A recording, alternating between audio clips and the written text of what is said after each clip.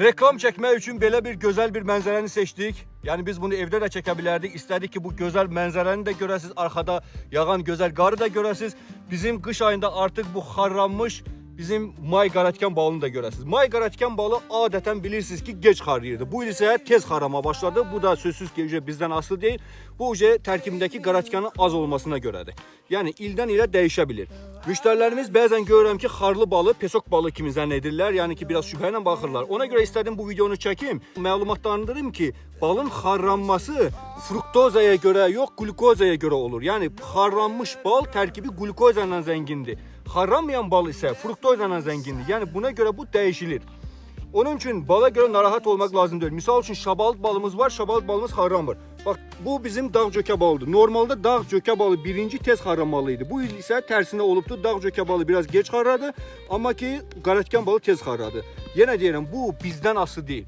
Biz bunu elde edirik necə? Arıları əraziyə, bu güzel dağlıq əraziyə cöke balı için yerleştiririk biz onu ve ondan sonra arı getirir.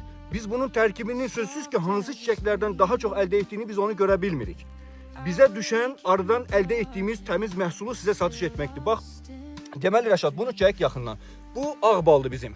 Ağ bal neden hazırlanıb? Bunu da açmaq olmur ki. Deməli ağ bal, bak qar qədər ağappaq olmasa da, yani ki bu da kifayət qədər ağdır. Yani bu ağ balımız bizim hazırlanıbdır.